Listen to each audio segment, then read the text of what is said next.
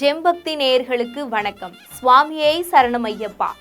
ஐயப்பன், சாஸ்தா, தர்மசாஸ்தா, மணிகண்டன் என்று பல திருநாமங்களால் பக்தர்கள் வழிபடக்கூடிய இந்து கடவுளில் ஒருவர் ஐயப்பன். ஐயப்பன் வழிபாடு தென்னிந்தியாவில் முதன்மையான வழிபாடாக உள்ளது. ஐயப்பனின் முக்கிய வழிபாட்டு தலமாக கேரளாவில் உள்ள சபரிமலை விளங்குகிறது. ஐயப்பன் விஷ்ணு, அதாவது மோகினி அவதாரத்தில் இருக்கும்போது சிவன் மற்றும் விஷ்ணு ஆகியோரின் மகனாகவும் அன்னை பார்வதியின் வளர்ப்பு மகனாகவும் கருதப்படுகிறார்.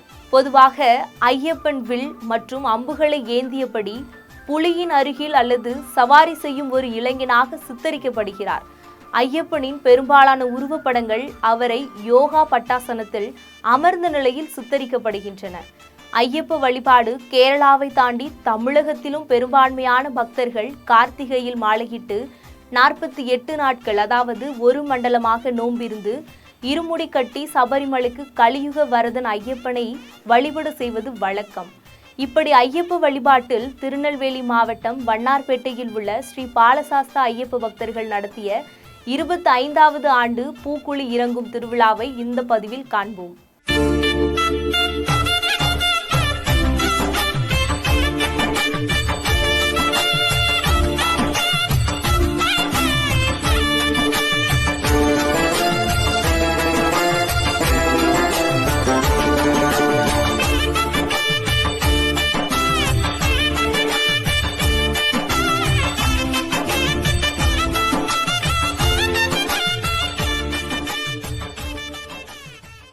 இந்த வருடம் இந்த தீமிதி திருவிழாவானது கடந்த கார்த்திகை மாதம் 28ஆம் தேதி, அதாவது 13/12/2024 வெள்ளிக்கிழமை அன்று பக்தர்களுக்கு காப்பு கட்டி இந்த விழா தொடங்கியது.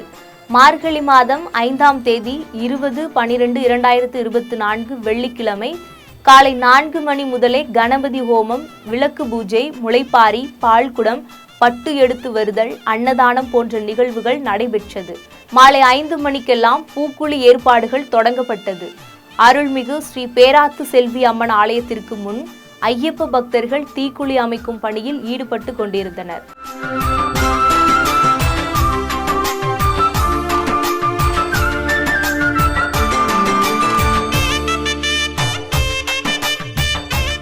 பொதுமக்களும் கோவிலுக்கு குடும்பத்துடன் வந்த வண்ணம் இருந்தனர். பூக்குழி வேலைகள் ஒருபுறம் நடக்க, மற்றொரு புறம் ஸ்ரீ பாலசாஸ்தா ஐயப்பன் ஆலயத்துல ஐயப்பனை மலர்களால் அலங்கரித்து சுவாமியை வீதி ஊர்வலத்திற்கு தயார் செய்து வைத்திருந்தனர்.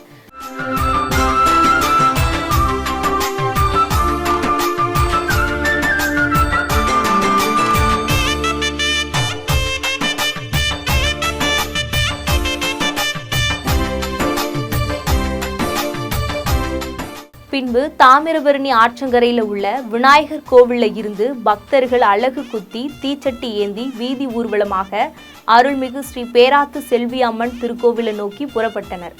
மறுபுறம் கோவிலின் வாசல்ல தீக்குழி தயார் நிலையில் இருந்தது. ஒருபுறம் பக்தி இசை நிகழ்ச்சியும் நடந்து கொண்டு இருந்தது.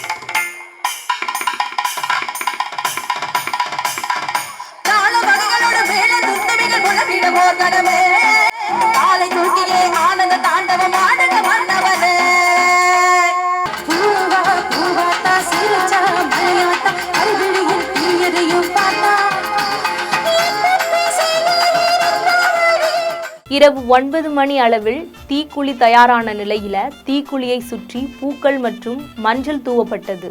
பின்பு தீக்குழியினை சுற்றி கற்பூரம் ஏற்றப்பட்டு தீ மிதிக்கும் நிகழ்வு தொடங்கப்பட்டது. இதை பல ஐயப்ப பக்தர்கள் தீக்குழியில் இறங்கி தங்கள் வேண்டுதலை நிறைவேற்றினர். இதில் ஆயிரக்கணக்கான பொதுமக்களும் கலந்து கொண்டனர்.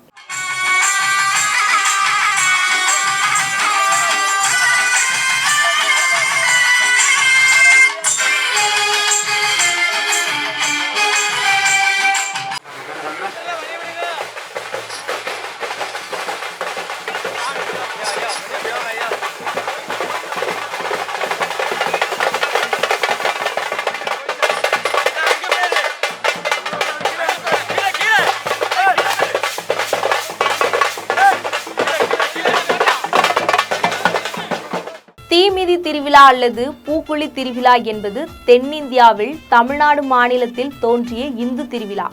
இந்த தீமிதி திருவிழா பொதுவாக அம்மன் கோவில்களில் பக்தர்கள் அம்மனுக்கு மாலையிட்டு காப்பு கட்டி கோவில்களுக்கு எதிரே தீக்குழி அமைத்து நேர்த்திக்கடனாக காப்பு கட்டிய பக்தர்கள் தீக்குழியில இறங்கி தாங்கள் வேண்டுதலை நிறைவேற்றுவார்கள் என்பது நாம் அறிந்த ஒன்று.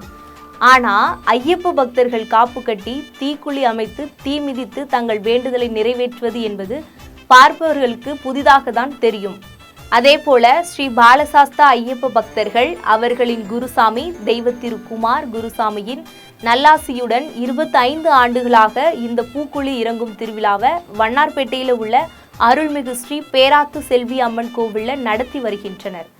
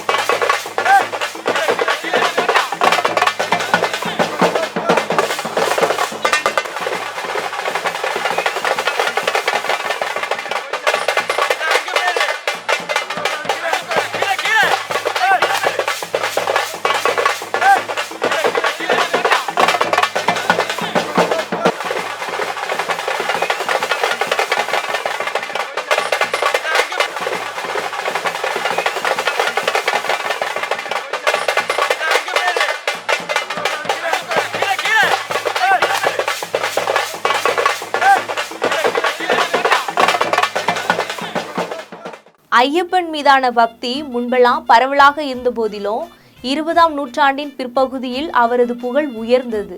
தென்னிந்தியாவில் ஐயப்பன் கடவுளாக இருக்கும் பல கோவில்கள் இருந்தாலும் மிக முக்கியமான ஐயப்பன் சன்னதியானது மேற்கு தொடர்ச்சி மலையில் அமைந்துள்ளது.